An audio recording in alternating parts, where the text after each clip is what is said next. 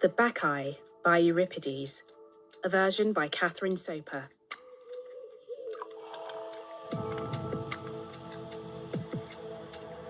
Let's go back. My mother was adventurous. She would find herself outside during hurricanes, watching the trees sway.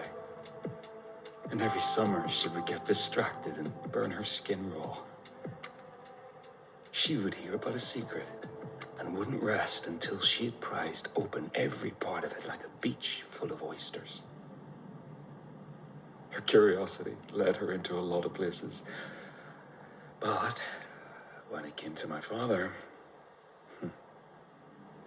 that's like the iron in a volcano. It distorts your compass. Here's what I know.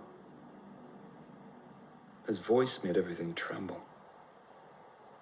And his true self had 4 faces, 6 wings, 12 eyes, and the power to strike you dead on the smallest of whims. The sort of self it's best to creep past without the light on. The black bear you shouldn't poke. The insistent phrase coming back again and again from his mouth, I am a god. I am a god. There are a lot of things that sound strange in the telling. So, as she lay on her family's sofa, now on an easy headache to them rather than a daughter, moving tidily, repeatedly, between the choices of staying and the choices of going, it's worth remembering that when things sound strange in the telling, people make their own minds up about what the truth is. Those she left behind might say, she ran back into it all eyes open. No one to say, if you refused to listen, what was she meant to do?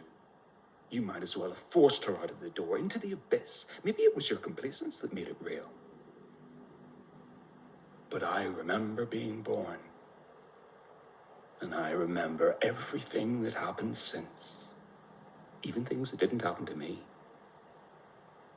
So I know what happened. I remember my birth. And I remember her death. And I remember your birth. And I will remember your death. But that's for later. For the time being, let's go forward. Living in my body is like driving a huge tractor down a narrow country road.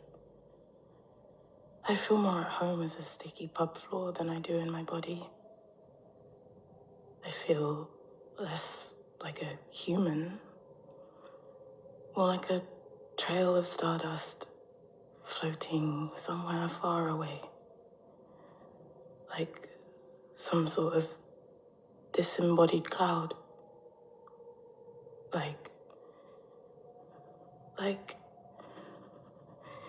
Like my body isn't real. Like, I look in the mirror and I don't feel real. Do you get what I mean? It's like kind of everything's behind a thick layer of glass. I think everyone has moments of feeling like that. But this is all the time. No, I think that's normal. It's normal to feel like you're dreaming, or you're not real, or your mind is floating off in the distance, or everything is happening underwater all the time. Yeah. Completely normal. As if there isn't. Completely normal. As if there isn't so much horrifying stuff in the world that I don't know how to even look at, let alone solve. Because how would you even... It's not one thing. It's everything. I woke up one morning and realised I live on the backs of other people. Other people have nothing, so that I can have everything. And I'm expected to just enjoy that and accept that I can't do anything and forget it every time I look at plastic or sugar or a dead woman in the news or a rough sleeper in the street. And for some reason, when I go to bed, I want to give up something I don't deserve. So I sleep on the floor instead of in bed. And then I see all this stuff about the war, and it's like, wow, I was born in this horrible time when we're just about to snuff ourselves out. I worry that it's not salvageable. So I sleep on the pavement outside instead. But then I just have to get up and be normal. This is me being normal. A picture of my new school diary. I want to get good at calligraphy. Memorize the lyrics. Why are trainers so expensive? Can never find my stupid hair ties. How many weeks till half term again? Think about being a kid again. Think about it all again. Mind wandering again. Okay, so when I was younger, I would do things and get really, really good at them, and then get bored. I got really good at English. I got really good at art, at netball, and at the guitar. It's like you spend ages picking a lock. You open what's behind the door, and then you go, okay, where's the next door? But when you've done that loads and you don't have enough to take up space in your mind, you start thinking why am I doing this? Why am I even interested in any of this stuff to begin with if it's not keeping me interested for that long? So I went to my art teacher and I was like, can you tell me what the point of art is? And he sort of burbles away for a bit, but he doesn't actually say anything meaningful, which is kind of worrying because you think, he would know. And he ended up saying, I think you're trying to break down every door between yourself and the mysteries of life.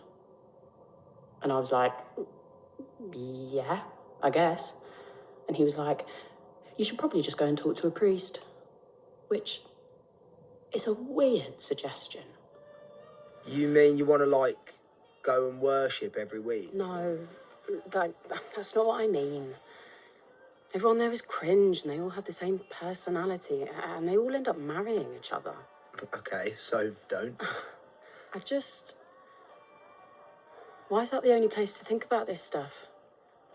Why is it that or nothing? I don't know. This stuff doesn't really bother me. Hey, do we have time to do it again before your parents get home? Just makes me want to be sick in my mouth. Exactly. Full-on retching when he says stuff like that. Why is this, of all things, what you're focused on? When the world might as well be ending for all that everyone else seems to care about. Hey, why are you out here, hon? Sleeping. What, outside? With this racket? I've been doing it for a month. Why? Hey, look, up you get. This is not safe to do. You've got to look after yourself, Pet. Why? Well... Hey, you know that we love you, right? You know you're worth looking after. You know that we love you more than anything. I don't want you to feel like that. I don't think you should feel like that, because then you're not thinking about people who actually need help way more than me. And everything stays broken. Everything, as in... Everything! Just take 2 steps down the road and you'll see. See what, exactly? Everything. The way the world is. War and murder and starvation and capitalism and And the way I'm expected to be, and I don't know why you're being so stubborn about I this. don't get it. The whole time when I was young, all I used to be told was don't judge anyone on how they look. And now you're being like, actually, people should judge you on how you look. Actually, that's a good thing to do. Actually, you should change how you look. So when you passive-aggressively buy me an epilator and leave all this nice makeup on my bedside table, it's like, you should think I look fine without it. You're supposed to think I look nice no matter what. It's not about that. Look, most girls will be over the moon about gifts like that. I think what you think is normal doesn't feel normal to me. It feels insane. Fine. Point taken. Can't do anything right. Sorry. I'm just in a really bad mood. All this stuff where I feel like I'm dreaming is back and... Thanks. Sorry. Thanks. Every time I have to pretend this is fine, it's like giving away another little piece of myself. Just being completely surrounded by idiots. People who just seem like they're wandering about with the sound turned down. My boyfriend keeps going on at me like, when are we going to see each other? I never see you. And like, I used to be interested in sex, and now I'm just not. I'm just so bored of it. I always have 10 million things I'd rather think about, which, you can't say to people. Like the last time he was lying on top of me, I was just thinking, am I real? Where did my mind actually come from? Is there someone directing all this? Is my personality something I get to shape, or is it some kind of pre-programmed part of a Heath Robinson machine? So next time he messages, I cancel on him, and instead just lie in bed for hours with my mind buzzing. And I feel like there must be something I can do. If I have all these privileges, I must have some power to do something. And I feel constantly obsessed about, there has to be something beyond all of this. I'm ready for something huge to change. I'm ready for it. Come and find me. Something different from everything else in the world. Come and find me. I go and open up my parents' cafe, and it's chucking it down so hard that an hour later I can feel the smell of rain radiating off me. Every time I do this, I spend all this time sitting by myself at the till, zoning out and trying to manifest the door opening. To make something happen. Because there's this part in the back of my brain that's like, I can make anything happen. I can manifest anything.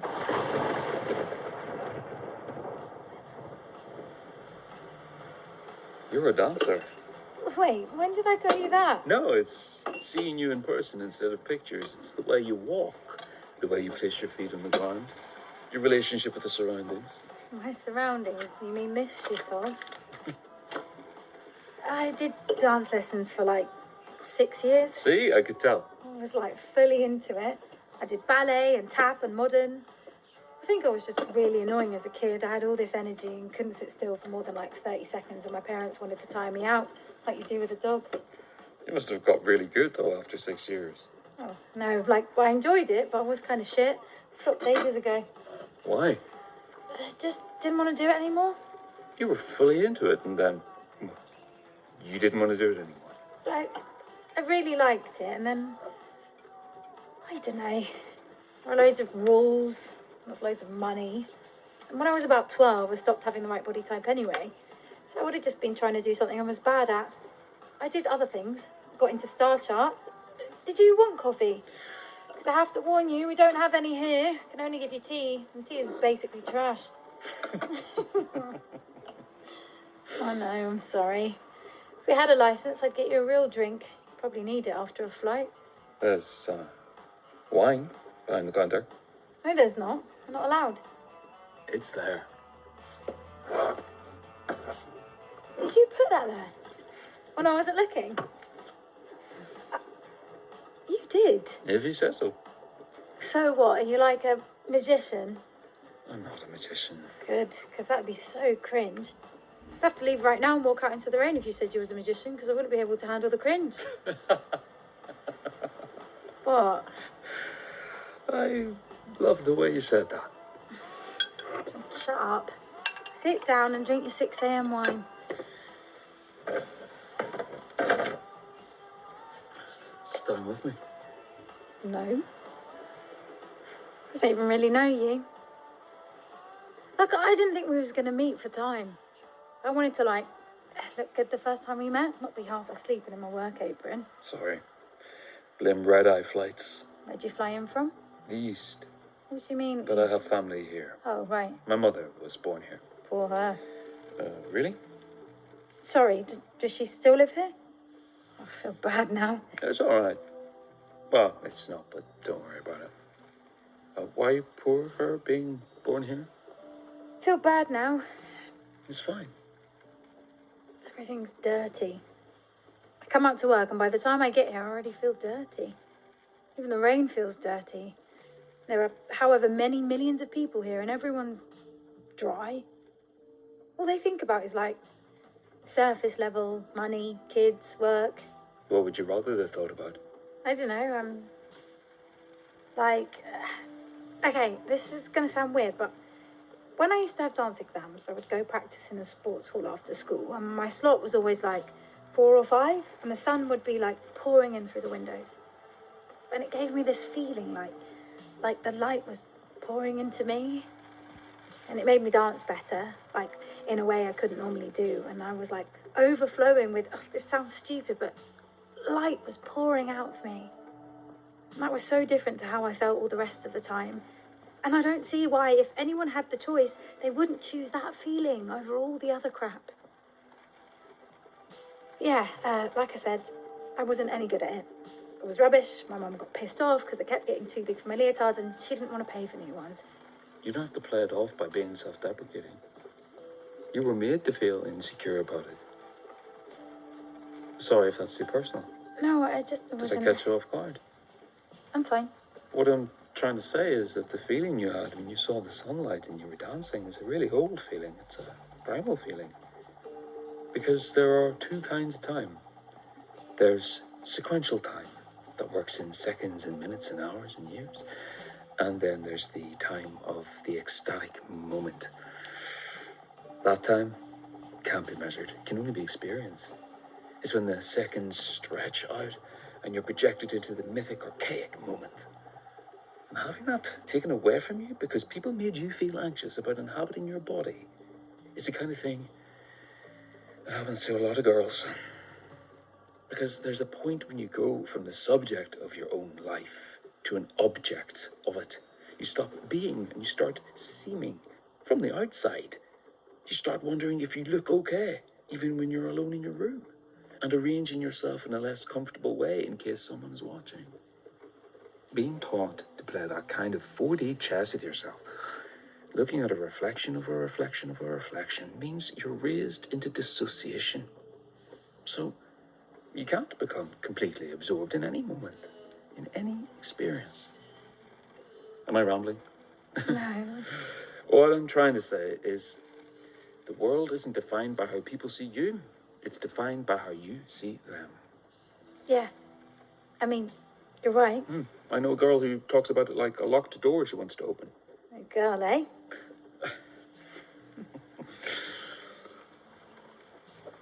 Can I ask you one more thing? Okay. How early did you have to get up this morning? 4. My caffeine pills are wearing off. I could try something to make you less tired. Not that. Don't worry. If you, can I touch your temples with my fingertips? Weird. I don't have to. What's it gonna do? It's hard to explain. Go on then. And dry your hands first. They're still wet from outside. All right. Geese flying overhead. The smell of bonfires in the distance. Graffiti by the river. A tingling up the back of your neck as you hear a soft voice. Going to sleep and dreaming about a piano playing in a far-off room.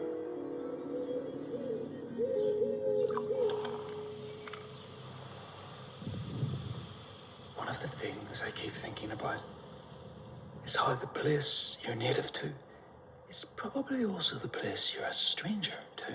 It's just a collection of posts. Just some sounds. And images. Just in one half of my head when I'm reading something else. I don't even know who he is, but... I was sort of like, okay, go ahead, impress me. I was so arrogant, to be honest. It's really cringe now, but... If you think something is wrong with the world. Even just here, in my bedroom.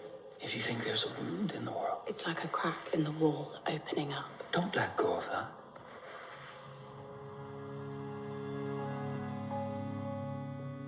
Hi, Mum. Close the cat. Listen, I'm not going to be back for a bit. I have some really important things to do, and I just need to take some time away to do them. I have basically been dead for years now, and I'm reviving myself. That's what I'm doing, so don't worry. Everything is so good. Everything is actually amazing. Everything is actually completely amazing, so yeah. That isn't normal. No, That sounds to me like a girl who is not in her right mind. I agree. But she came home, didn't she? After 48 hours unaccounted for, a man who entered the country and left with her on the same day. What did they do together? What do you think, Mother? And how many other girls in the city is he in contact with? Too many. These are all the reports from parents. None of the girls knew each other before, but somehow it's the same story again and again. You'd think they'd compare notes and realise, but... Everything is so good. Everything is actually amazing. Everything is actually completely amazing. So, yeah. Her parents have said it's like he returned her with a lobotomy. She used to work in her family's cafe. Refuses to do that anymore. She was very popular, by all accounts. Not distinctive or unusual in any way. None of them are. Not the kind of girl you'd think would... Anyway, now she's back. She's trying to cut out everyone from her life in favour of other girls who want to spend all their time ruminating over this man. This man? He's your cousin, not a stranger. He is a stranger. I've never even met him. What is he to me other than a pebble in my shoe? You can call him your nephew if you want. I'm not going to call him my cousin. Why here? Of all places. There are young girls everywhere in the world. Why be intent on the girls in my city? Security's cleared a package for you. I'll get it.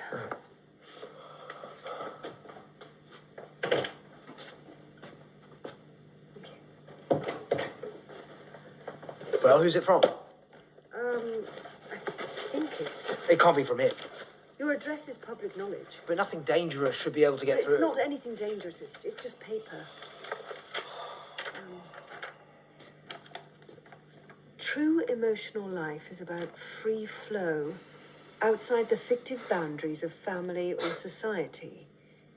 You as girls are selected for a special purpose, to transcend these boundaries. Fictive boundaries? Girls with jobs have abandoned their jobs, abandoned their families. The ones who are meant to be in school are absent. Transcending those is just destroying any kind of stable foundation in their world. I'll stop reading them. Just ramblings. Might it be possible that if you asked them, they'd know it wasn't part of the real world? Until it is part of it. Those girls' parents are distraught. They don't recognise their daughters anymore. Their daughters can't see the love and care that's right in front of them, and he is encouraging it. Encouraging them to reject everything normal, everything they know. It might pass. It might just be something they look back on in a few months' time and they don't know what they were thinking. At that age, it's as if, well, you change shape every other week. Oh, yes. Brush off the behaviour of damaged young girls. I'm sure things went very well the last time you did that. Oh, don't look at me like that. I'm not looking at you like anything. I don't know if it's more annoying when you argue with me or when you don't argue with me. Anyway, I'm not going to shrug my shoulders. When something like this spreads in a population, the only way to make it wither is to cut it off at the root. We instruct the parents to confiscate the girls' phones, and the whole thing has no medium to spread. Yeah, simple as that.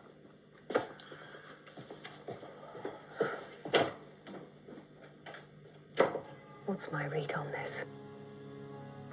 A man who's trying to recruit girls into his weird, made-up... What to call it? I don't know what to call it. Why can't I find the words for anything? Would I have wanted to do the same at their age? I don't know. She did. Or near as did. Would have climbed up trees to try and get a glimpse of the man she loved. Worshipped his fingerprints, crystals. I've met someone amazing. I want to find out everything about him. I want to solve him. I feel like I'm floating. Shh, shh, shh, shh. Get some coffee. Go for a walk. Gegitha, megala, kaifanara, tadegra, katergasmena. Get some coffee. Get some more coffee. Go for a walk.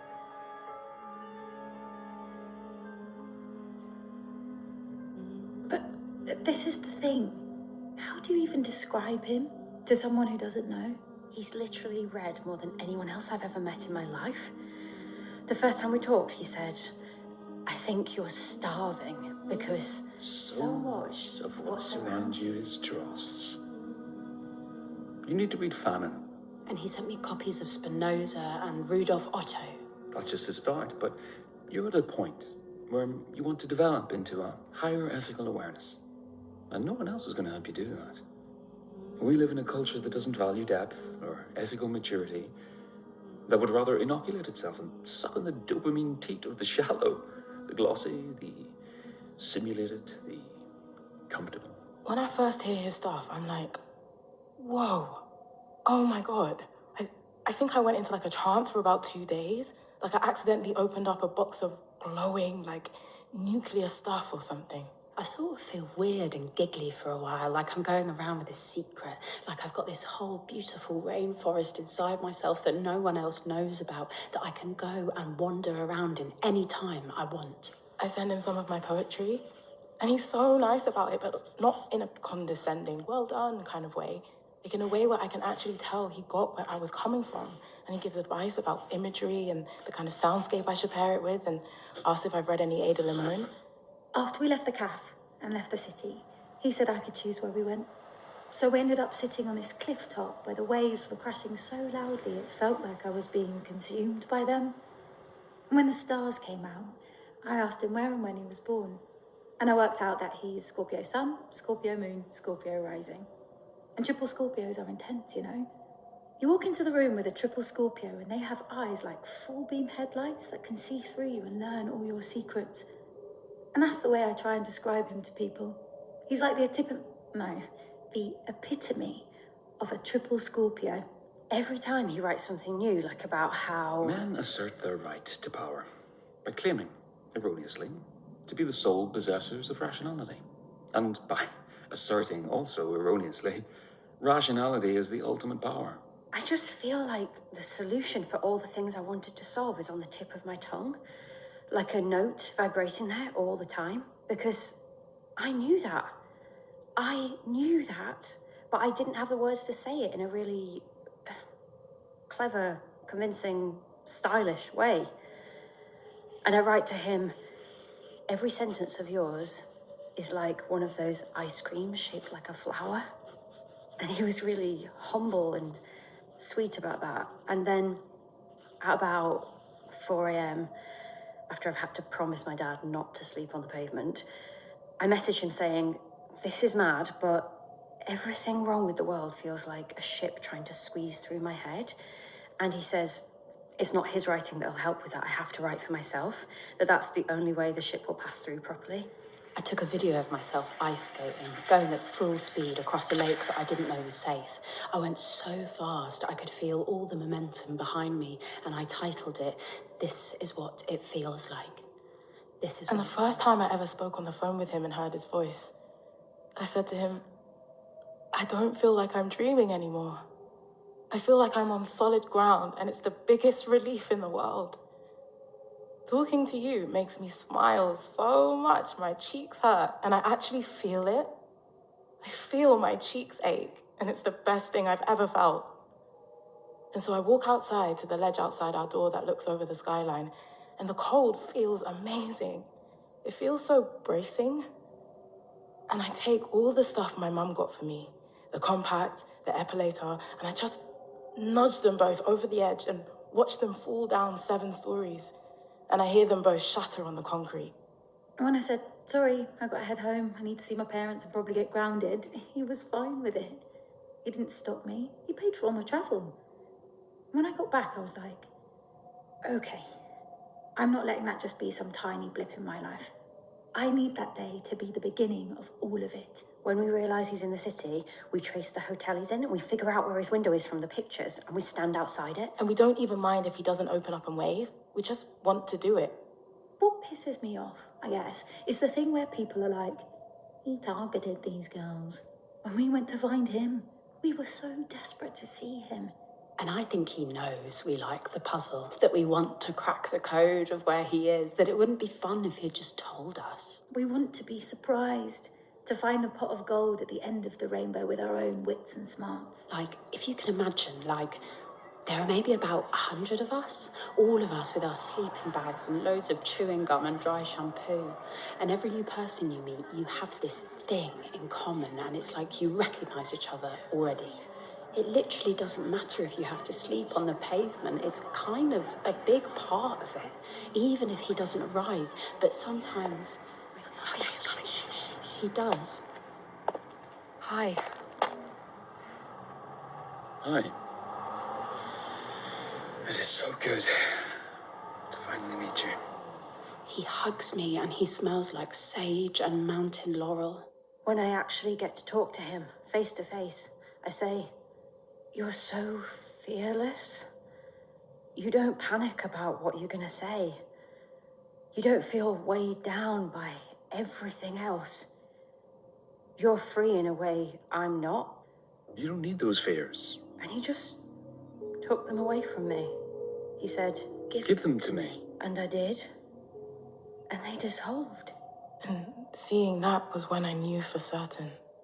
So when people think it's just about like, oh, he's hot, it's the most condescending, hurtful thing you could possibly say, because there is so much more to life than that.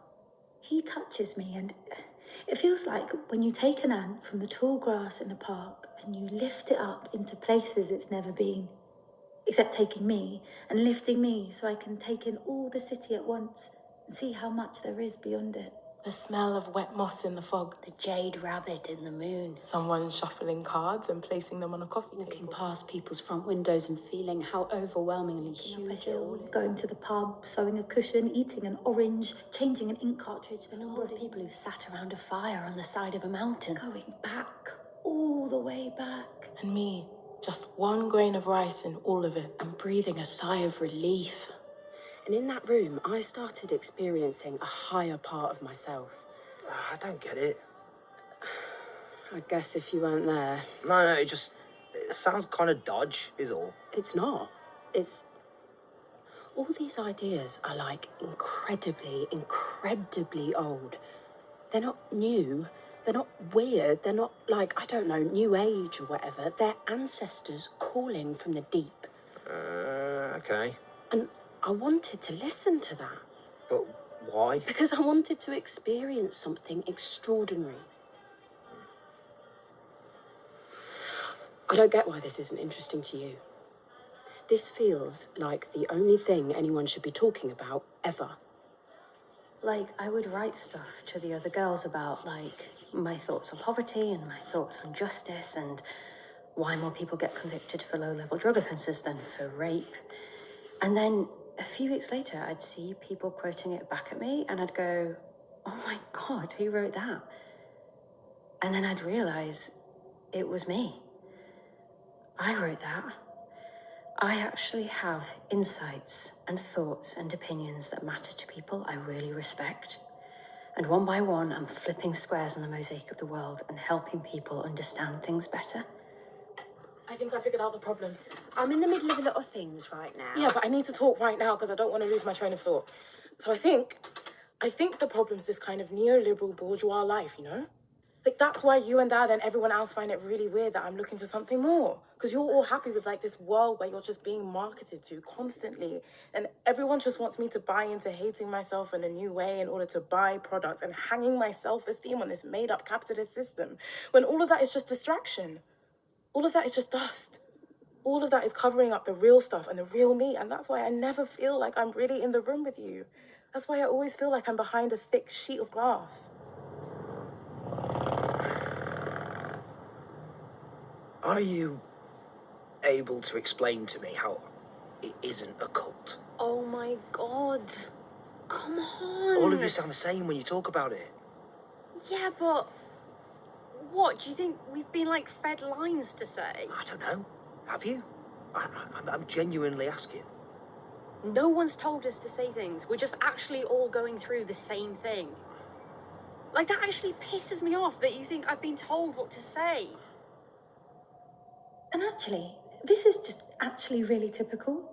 Like, oh, just go back to the way you were before. Go back to being sad and unfulfilled and without anyone in your life who understands you. We like that better. We liked it when you relied on us more and were desperate for our approval and you didn't have a voice. I see through that stuff now. Thing is, I cannot express how much not following him was just not an option. After the first time I felt this stuff in a session with him, I felt like if I closed myself off, then I was never going to be fully human. I would be putting a wall there against the things I couldn't understand, against the deeper parts of the universe or myself that I found confusing or strange. And I couldn't do that. I can't see a wall and not want to know what's behind it. There's this phrase in Sanskrit in the Upanishads called neti neti. And what it means is not this, not that. And it's how, when you can't actually define something, all you can say is, it's not this, it's not that. And every time someone outside this asks me, is it this? Is it that? Are you just really big fans? Is it a sex thing? Is it something you'll grow out of? Is it a political statement? Is it a cult? Is it an art project? All I can think is no. It's not that. It's more than that. When they take away our phones, we just find other ways. We go analog. We make new routines of where to meet, places where we leave info about where he's staying and where we can meet. It's kind of exciting to start with, but it gets old really quick, because we shouldn't have to be doing any of it. But there are good moments. He comes and walks around my block with me for hours, and we end up on the floor where I know it's just squatters and we share a can. Seeing him feels like I'm hiding starlight in my pocket, and I write that down on my arm so I don't forget it later. I want to tell you something about myself, if that's all right. Okay. My mother was... What? There's no good way to say this. I hate having to say it. She was... Well, I should just... You don't have to shake like that. I'm not going to judge anything you say. She was murdered. Oh my God. Now, you know why Oh my God. Yeah. By my father. When I was pretty young. Of course, it's always the partner, isn't it? I don't want to just... I remember someone telling me that often people assume that if you've lost someone, you don't want to talk about them. When actually sometimes you do want to talk about them. So if you want to, what was she like? I would rather be part of your bloodstream than be like yourself and be without you. I would rather be one of your skin cells. I would rather scatter myself to the wind than be without you.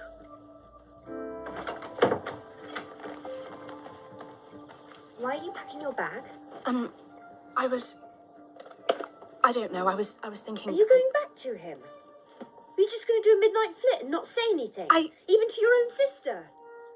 Did you just think, oh, I'll leave her to explain things? Agave, I don't feel in control of whether I go back to him or not. It's like, if I wake up tomorrow and I'm still here, my feet will carry me back to him. I know that sounds crazy, but it's like I'm on a ship that I can't steer. Of course you're in control. Of course you are. If you go back to him, you're an idiot. If you go back to him, there's no hope for you and no helping you, honestly. I feel like there's some kind of dark spell on me. All I can think about is going back. It's like I'm wilting without him. Fine. Do it if that's what you want. I don't care. So your mother's family just... washed their hands of the whole thing. They pretend she never existed. They never mention her. And I might as well not exist to them. So I'm not surprised no one in the city talks about it. I'm so sorry.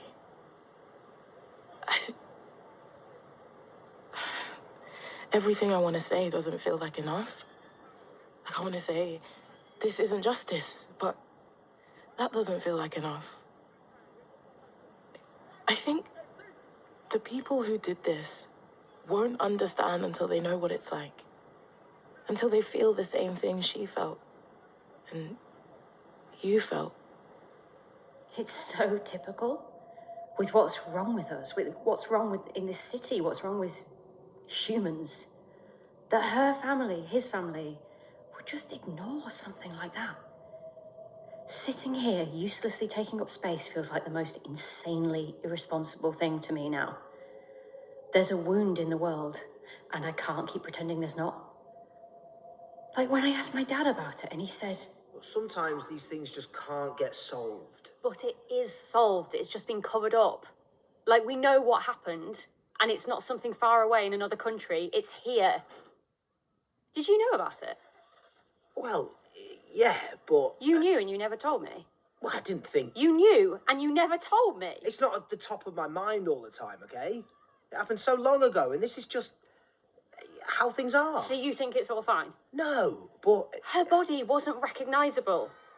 All that was left were her teeth, and her teeth were left in the morgue for years and then thrown onto a slag heap. Yeah, that's terrible. So why aren't you out on the streets? I have my own life. I'm tired a lot of the time. I don't want to go out on the streets. So you do think it's fine? I read about this. I think this is the hermeneutic gap. Sorry, the what? We head out at the time we agreed, all together like a flock of starlings, and pile into his hotel room. Whenever I think about your mother, I feel this, like, massive wave of anger for her. I can't believe none of it's talked about by anyone. Like, there isn't even any news story about her attacked. Yeah, like, I couldn't actually believe it. Genuinely, everyone in power in this city has blood on their hands. It's so convenient not to do anything. They can wear people down over time. Institutions have sticking power that most individuals can't match. I see a lot of her in all of you.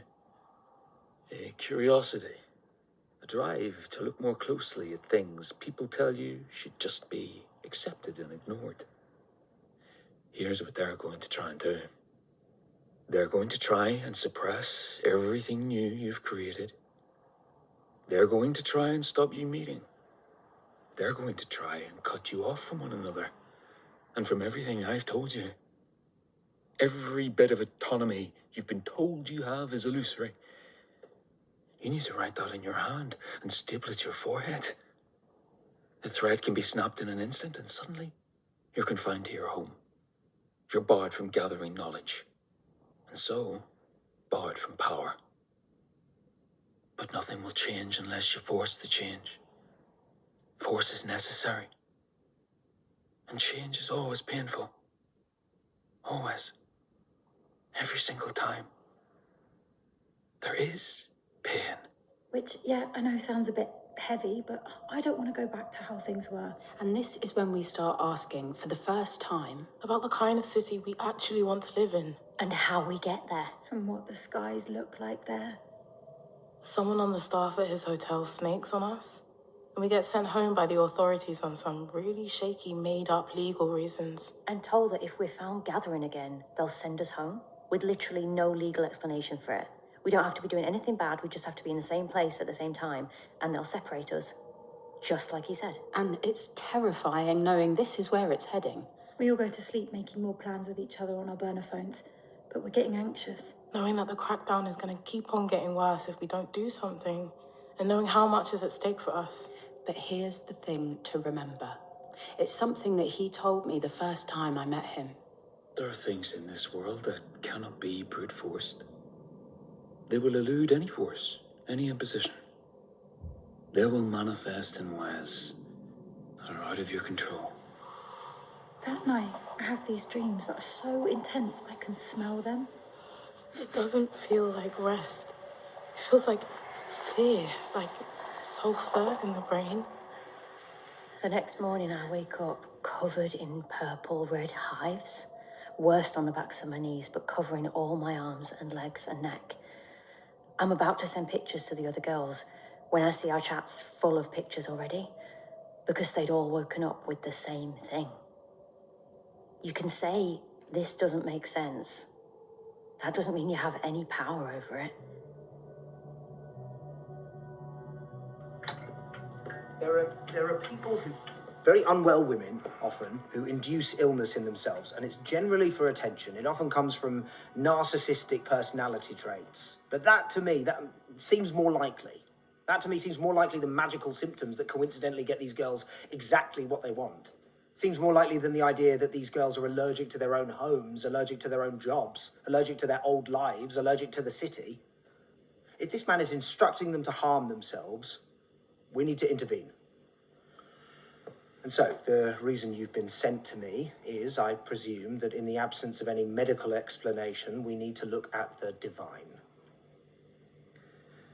Tiresias, you're aware I've not attended in a long time? I'm aware. And to me, I'm sorry, but I don't believe in your God any more than I believe that my cousin's a god. I know that'll offend you, but there it is. I don't pay any mind to prophecy or visions or speaking in tongues or mysticism. And while I respect that you have an ancient position, you have an ancient belief, and it's important to you, none of that will help us here. He's an impressive man, you know. Is he?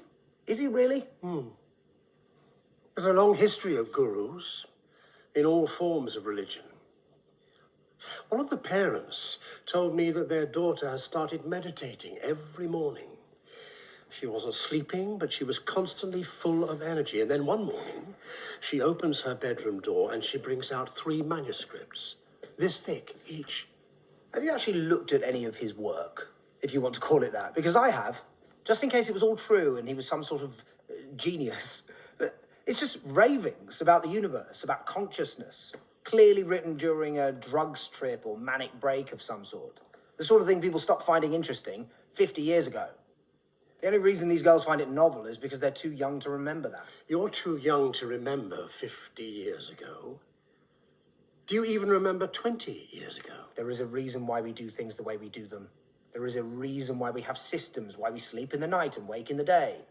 Do you know why we have the society we have now? Because people discovered coffee and stopped drinking ale all day. You're going to be devastated to find out that that's apocryphal. Fine. All I'm saying is that this isn't harmless, it isn't normal, it isn't empowering or noble.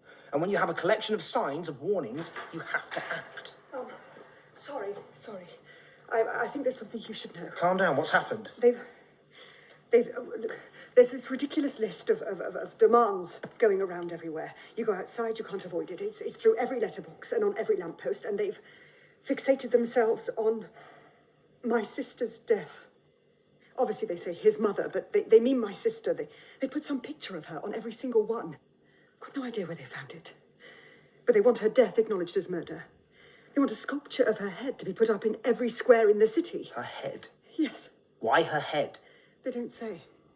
And they want him to be acknowledged as a god by everyone. That's ridiculous. They can't possibly think that's going to happen. And there are some demands that I think are not serious. It's stuff like almond blossom trees to be planted on every street. They want a baby goat to be given to every newborn child. And they want plays about Semile's death to be performed every year in forms including, but not limited to, opera, puppetry, ballet, acrobatic mask, and kabuki.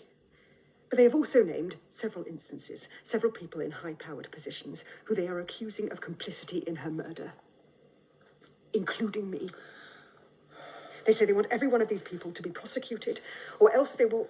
God, I don't even want to... They'll what? They've said they'll guillotine them. They don't mean literally. There's no need to panic. It's hyperbole. I don't think that's hyperbole. They're saying it to show they're serious. But it doesn't mean they're serious about that. They don't think about it like that. They're practically children. Yes, exactly, they're children.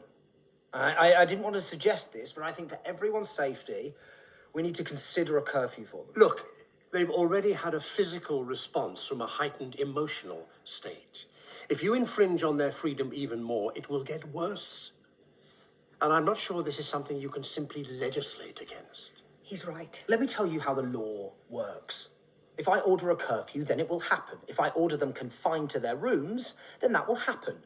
None of you seem to understand that this is not complicated. An order is made and it comes to pass. No more phones being smuggled home, no more impromptu disappearances.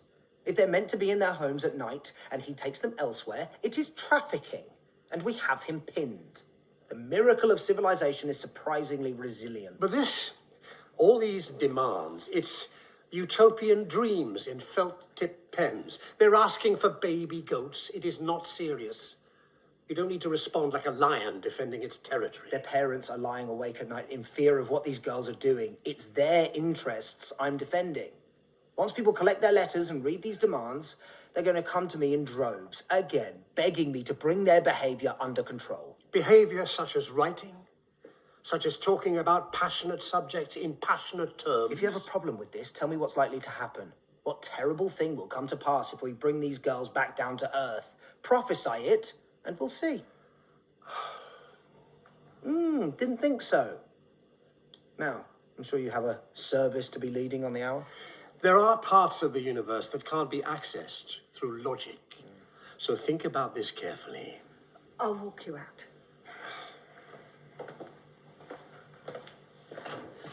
He's just having some... It's fine, it's fine. Are you all right? Mm-hmm. You look like you've got a lot going on in your head. I think that's just my face. Bye.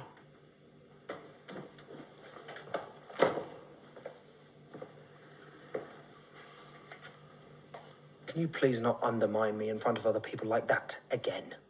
He's known you since you were 2 days old. I'm not sure he'll ever see you as authoritative. Well, not if you... I brought you a copy of the demands. You can just leave it here.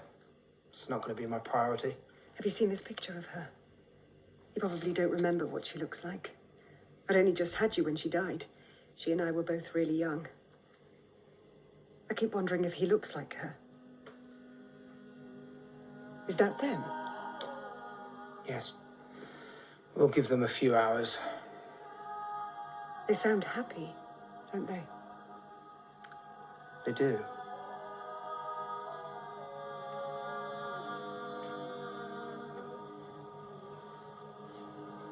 We knew that when we sent our demands, that was a fork in the road. If they just dismissed us, that's a sign that there's no negotiation. There's no understanding. And if there's no negotiation, we know they won't settle for anything less than complete control of us. But is this really standard thing of, oh, here's this new thing, I don't understand it, I don't like it, I need to shut it down by force? And that goes double when it comes to women. I can't possibly understand how these women actually want to do these things. Because I have these ideas in my head of what women are and what they want and what they do. And if there's a man involved, obviously, he's the one in charge. It is the laziest, most condescending stereotype. And on the first night of curfew, we're all in touch with each other. I swear, we all collectively keep the burner phone industry going even more than dealers and terrorists do. And on the second night, our rooms all get searched and our phones get taken away again, which, you know, I'm like to my mum, I should have done this earlier. You've never found me this interesting in my whole life. But when we go to sleep on the third night, every single one of us keeps sleeping. We all sleep for 3 days straight. Not like drifting in and out, proper, like almost in a coma kind of sleep. And when we wake up, our hives have all vanished. And we know that's a sign. The first time I saw him after we had our phones confiscated, we had chips by the canal. And he said to me, there will come a point when we need to leave the city permanently. When it becomes too dangerous for us to stay. We'll need to prepare for that moment. And I laughed it off at the time. But he had it all pegged. He knew what was going to happen. We all have huge rucksacks. We take our passports, we take notebooks, we take big canteens of water, we take guitars and recorders. My mum finds me packing and she gives me a phone and makes me a stash of bagels wrapped in foil. I'm so relieved that she isn't going to try and stop me, but I don't want to take the phone in case she's going to use it to trace us. We have no idea where we're going. We know there's an airport in the direction we're headed, a bigger one with international flights, but from there, we know there are certain countries he has friends in, places where everyone accepts him, but there are rumours springing up everywhere, especially with some of the younger girls. And we know better than to believe all of them. But then we pass the airport, so we know it's not that. And we get a bit anxious because, we didn't trust we could get far enough away by just walking. We were getting on a plane. I was really excited. I wanted to sit down. We'd already shared lists of what to bring, but Ow. Some girls haven't worn the right kind of shoes. Ow. We have to figure out ways to soothe them and help them keep going. I've got these massive, huge bubble blisters. Look. We know it's important to keep morale up. Why aren't we there yet? I'm cold. Especially because when we keep walking in the direction of the mountain, we all know that has to be it. The moment we start walking up the mountain, even in the dark, he points out different kinds of plants, different kinds of trees, or tells us to look out over the city we've passed. We must look like a line of click beetles trudging up the mountain in the dark with our head torches. I think we thought he maybe had a house up there. I don't know why we thought that. There was this thing that had gone round ages ago, before all this, wasn't there? About him having a mansion in the woods. When it turns out that we're just setting up camp rather than going to a house, some of us aren't happy. I always think there's actually only one thing you can rely on with him, which is that, and this is basically my mantra now. Every time you think he'll do one thing, he does the other thing. Yep. Every time you think he'll do one thing, he does the other thing. And giving him orders is like shouting at the wind. And once we all shut up and stop complaining, we come to a stream. And he does the most amazing thing. He puts his hands into it and he makes it run backwards. And there are colours everywhere. And all of us have this sudden burst of energy. We put up the tent in like 5 minutes, I swear. And we start drawing up timetables. Who needs to go and find a mountain goat to milk at what time, that sort of thing. And none of us feel like we have to do our hair or chastise ourselves for looking too human. And he comes and finds every one of us at some point that night, has a moment with us, and says, When all of you are ready, I'll give you your names.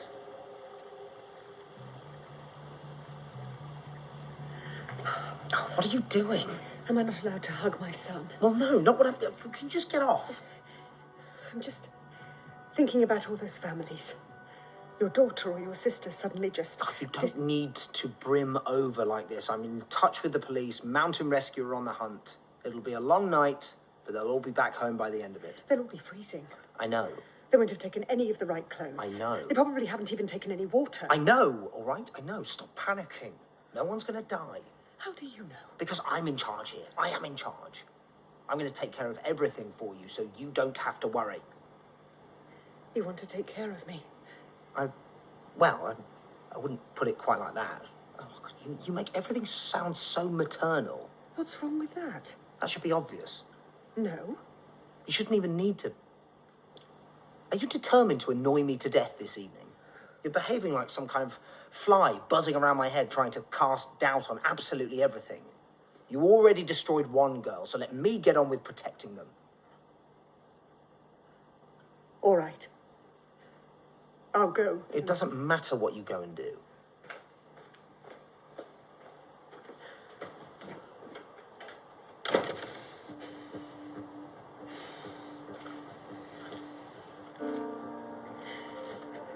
Gigitha, megala, kai fanara, tardegra, katergasmina. Take a walk, sit down. Nice cup of tea, quiet the mind, quiet the mind, quiet the mind, quiet the mind. Making tea, pressing the hot teaspoon to my skin. The day he was born, after she'd already left, looking at him and feeling all in a rush that I could predict his future.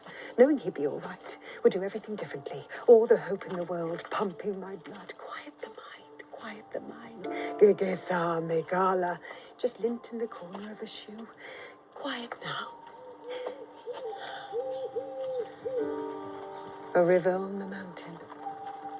A river on the mountain. A river on the mountain.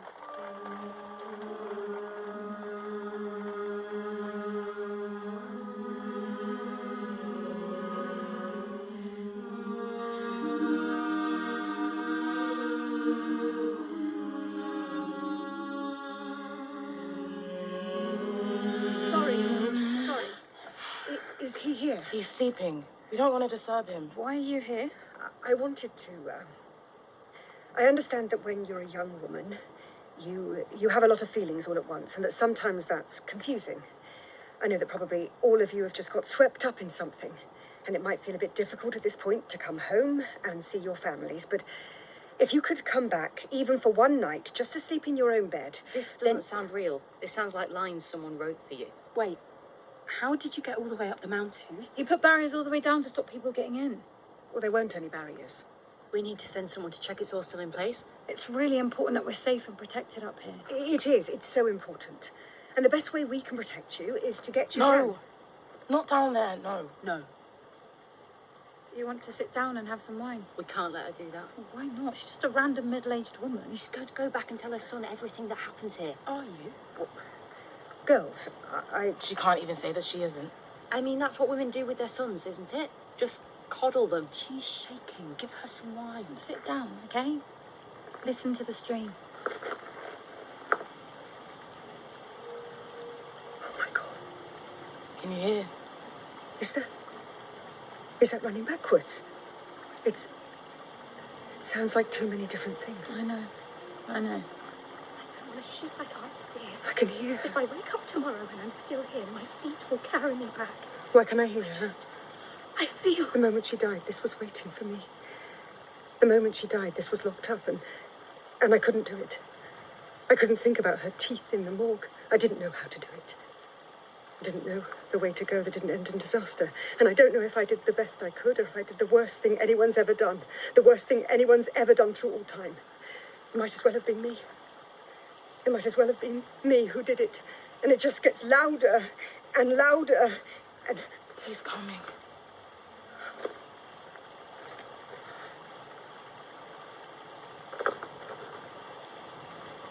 Let me help you up.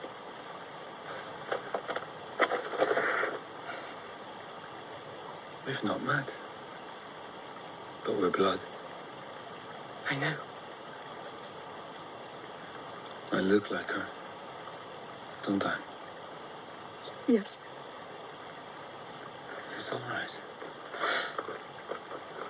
You can touch me.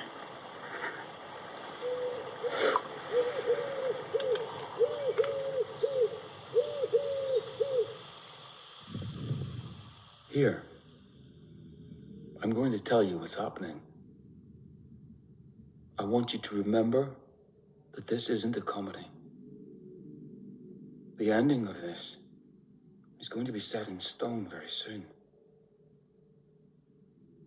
Picture me in a kitchen, barely used, anodyne. 3 a.m, and the air is still. And when I tell you more, before we go back to the mountain, I want you to listen.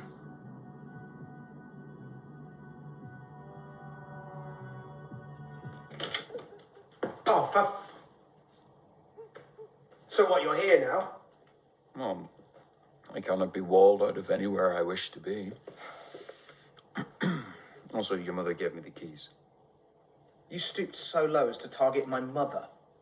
Well, she climbed all the way up the mountain on her own. It was impressive. I wasn't going to let it go unrewarded. Wait, are you eating my food? Surely gods don't need to eat. Dim sum is too good to pass up.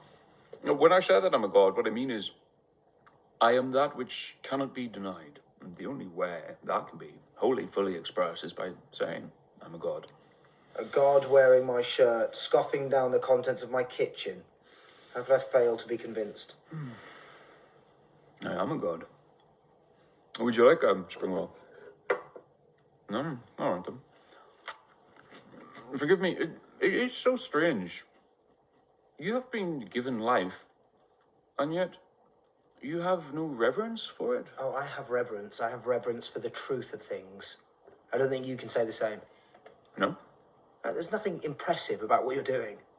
It's cold reading. You do the talking, they provide the meaning. The reason people struggle to pin down who and what you are isn't because you're too profound for words. It's because you're everything to everyone. You try a few tactics on them and, oh, what a surprise. One of them works and you leverage it. Did I get anything wrong? Do you want to tell me how that's different to any cult leader? Cult's not their word. No, they've not described themselves as such. But all right, let's think about it. I've not asked those girls for any money. I don't want them to blunt their gut instincts to tell them when something is wrong, when alarm bells are ringing. I want them to sharpen that ability. I suppose the question is, why you wouldn't want them to do that. Because the beginning is embrace your gut instincts, the middle is let's run away to the mountain, and the end is, frankly, a brood of children being born to these women in sub-zero temperatures without medical assistance. Let's not pretend it's something ethereal. You're right. Of course I am. That's why I said it. Oh, give me the dumplings.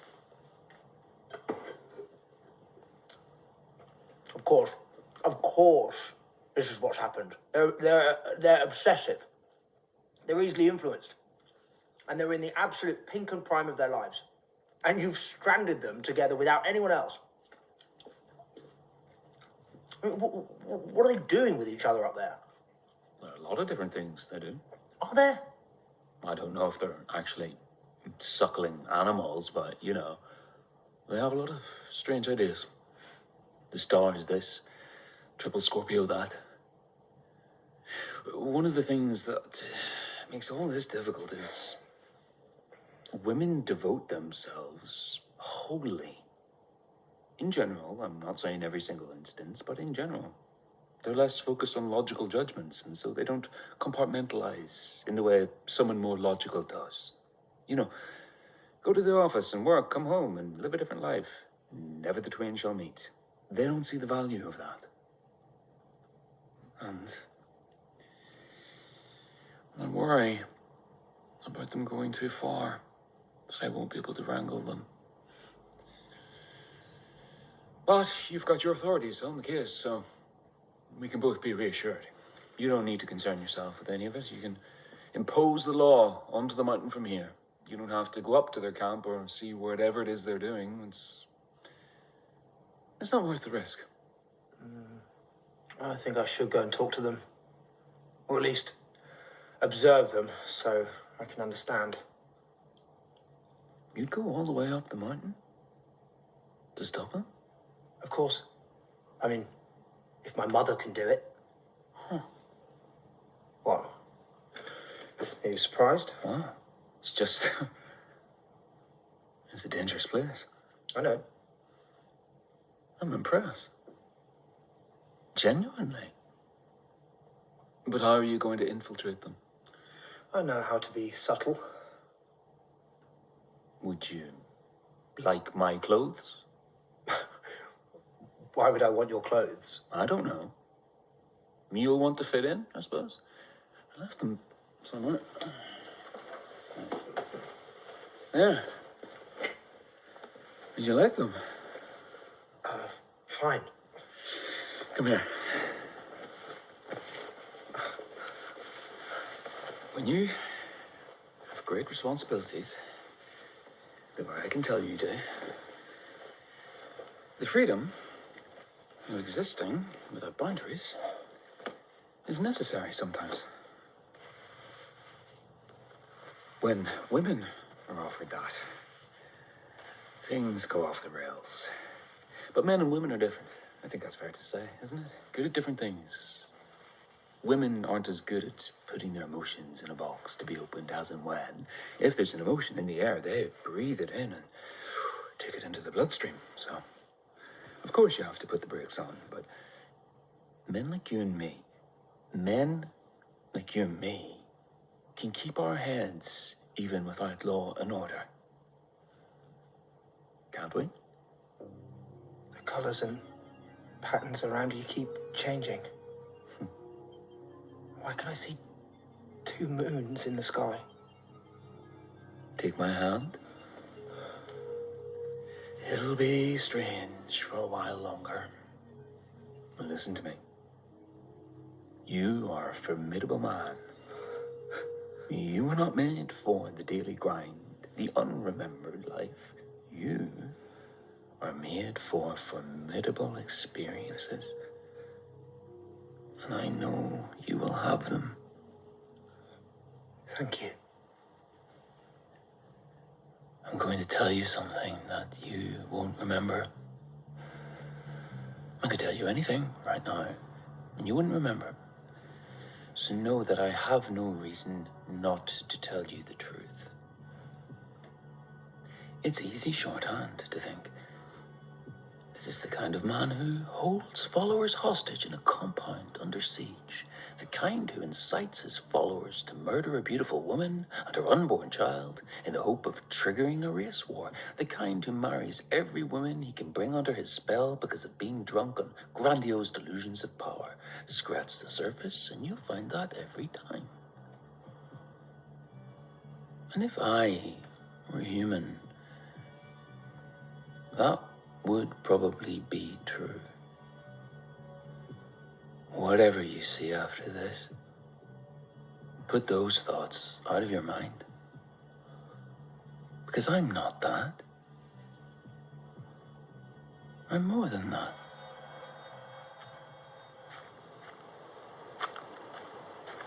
Get everyone together. This is serious. One of you must have brought a tracking device or had one planted on you by your family or by an authority. Because right now we're surrounded. The barriers I've placed will take them a while to overcome, but they're persistent. So I need to ask you, before anything happens, if they came to take you back, would you go? Never. Take my hand. I'm going to give you all your names. I just feel like the solution for all the things I wanted to solve is on the tip of my tongue. So. Like a note. And it gave me this feeling like the light was pouring into me. And it made me dance better, like in a way I couldn't normally do. Freedom. I feel like I'm on solid ground, and it's the biggest relief in the world. Joy. I felt like if I closed myself off, then I was never going to be fully human. Love. I keep wondering if he looks like her. I keep wondering if he looks like her. I keep wondering. Agave means illustrious. It comes from a word that means to wonder at. I think you should keep it.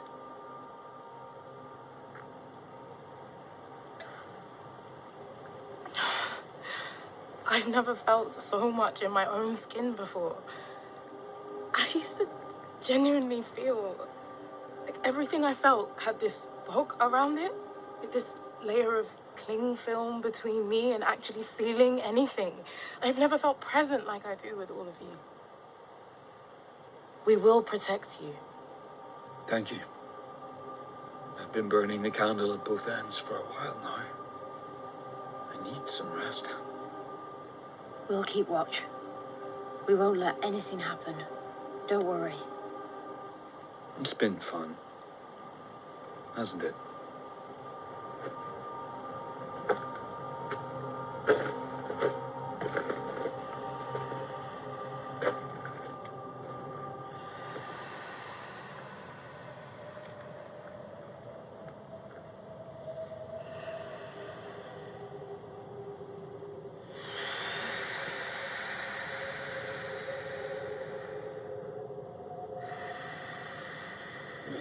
Oh my God, there's someone here. Someone's listening. Someone's been listening to everything we've said. Turn off your torches. I think it was a gun. Please, leave us alone. Shh. Let me handle it. Don't come any closer. I'm protecting these girls. Don't come closer. I won't ask you again. I'm not letting more young girls. More! I said don't come closer. Don't come closer. There are colours and fireworks everywhere in my peripheral vision as I walk up the mountain and approach the girls. All the barriers between us are gone. Everything that was a boundary between our minds and bodies is gone. And there are flashes of what I always imagined them doing, like single frames of film inserted into my vision. 1 second they're welcoming me, and 1 second they're running from me. And every step I take, it's harder to tell the difference. And a woman walks towards me. 1 second she looks like the most beautiful woman I've ever seen. And then the next, she looks like my mother. Digitha, Megala, Megala, Kai Fanara, Ta de gra kate. I am exultant, since with this catch I have accomplished great deeds, great and plain to see. Hertas par histois eclipusa cercidas, as meres on erco. I who have left my loom and shuttle and taken on greater things, hunting beasts with bare hands.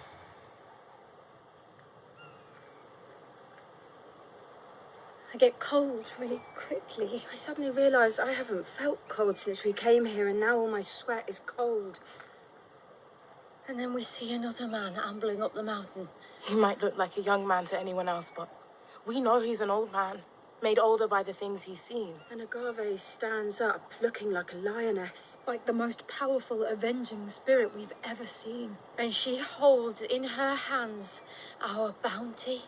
The head of an intruder. The man isn't horrified. He looks at us like this was predictable, because it was. He looks at each of us, one by one, and we feel young.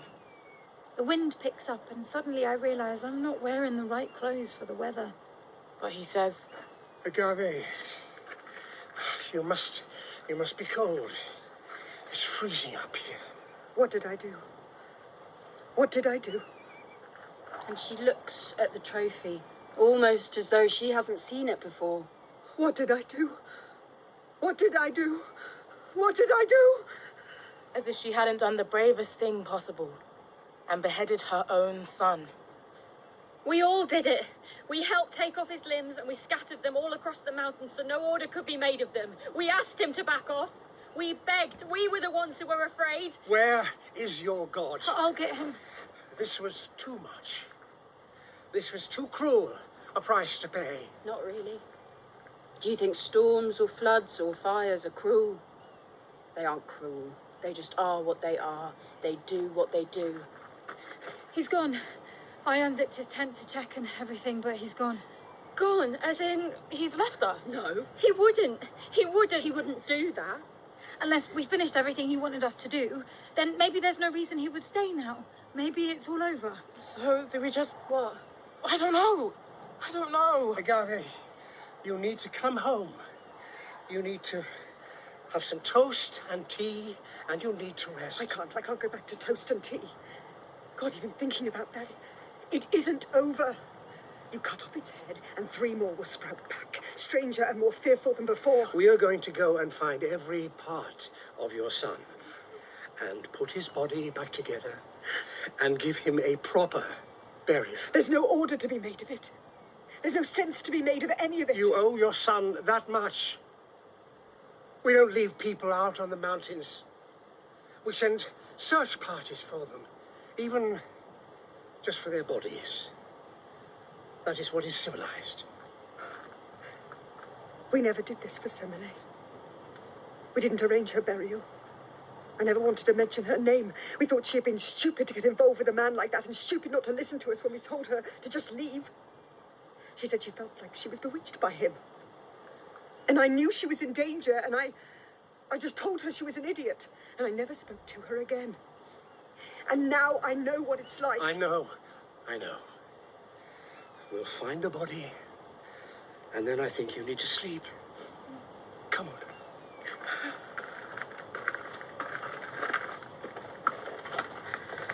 Oh my God, he's not gone. He's done something else. Look at the cityscape. I knew he wasn't gone. He's showing us where he is. We told you. We told you. The buildings in the distance start swaying like they're waving to us. And then the swaying becomes shaking.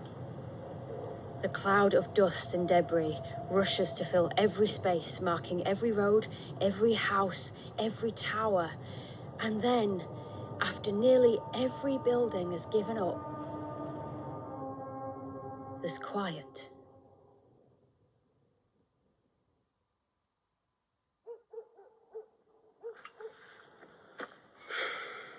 I'm so bored. Why did they want me to do this anyway? They didn't. Okay. They actually said that it'd be bad for you to have any more contact with the spiritual. With spiritual leaders or spiritual people. I disagreed. Yeah, I don't think we believe in the same God. You might be surprised. We don't. Your God is about order. I don't believe in that God. But you still worship your God. You still think of him as a god. I saw a river run backwards. I saw 2 moons in the sky. I know people have decided none of it ever happened, but you know. You remember. Yes, I do. Apparently, they're not even talking about it in school. We're not allowed back, and they're just pretending we were never there. They're only talking about the earthquake as though it was just some random natural disaster. What are the other girls doing? I'm not allowed to say. But some of them are making very good progress. Progress to what? Are you seeing them for clean-up sessions too? I'm not allowed to say. Oh, that's a stupid rule. The moment we manage to get phones again, we'll be talking. Like, we live in the same city. Like, I get that he didn't care about us. I really believed that he did, and, like, I know some people thought it was a big revenge thing about his mum, but I don't know if he had, like, the capacity, maybe, to care about stuff in the way that we do. What's caring if you're a god? But I miss it all so much. We thought doing this might help. But I can't just do earthquake aid service and that gives me the same thing he did. Might as well be the same thing. That's the problem. It's like people looked at everything we did, everything we were saying, and went, oh, maybe she just had too much time on her hands. When that feels so patronising. That was never what it was about. So what was it about? I don't know, a lot of things. I've never been as creative as I was during that time. I've tried going back to all the stuff I was doing, but it's like there's a part of me that went away with him. You know, we used to put on shows for him. We somehow had all these extra hours in the day. I don't even know where they came from, and all this energy. Like, we'd rehearse all this dancing and singing and ballet and stuff, and we'd only perform it once. All that work, and it's just for like an hour and a half, hoping he would like it. What was that about? It's so weird how you can't see the stars here. There's like 1.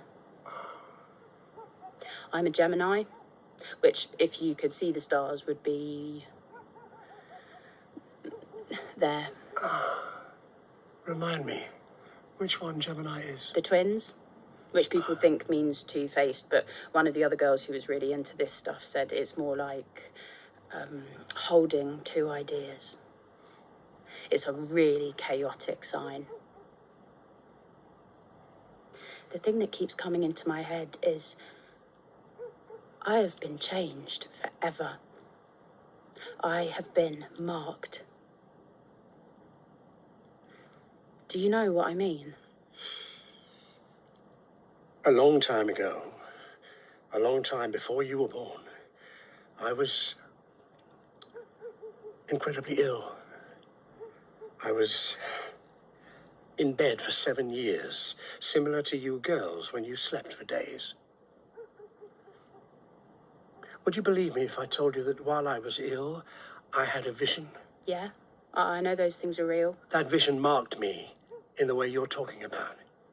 It was a vision of the city being destroyed. That was all I saw over and over. Was that us? It came to pass around 70 years ago. Wait, how old are you? And it happened again 50 years ago. And it happened again 20 years ago. And it happened again with you.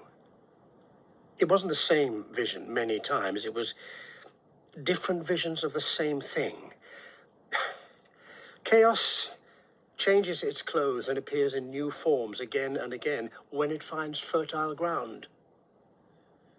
So you might think part of you's gone away, but it'll keep coming back. At least until we accept it can't be suppressed. Some people need to believe in one single truth. They struggle to hold two things in the same fist. I went back to the mountain the other day. I wasn't meant to, but I was given some time alone for once, and I wanted to figure out where it was. And it was actually really easy to get there on the train because I remembered the landscape perfectly. It was like it had sunk into my bones. All our instruments and all our diaries are still there. I thought they'd taken them as evidence, but yeah, no, they didn't. All our tents, all our drawings and wine glasses. And everywhere we had left pieces of the body. Everywhere they had marked off with tape and taken photos of. There are vines growing.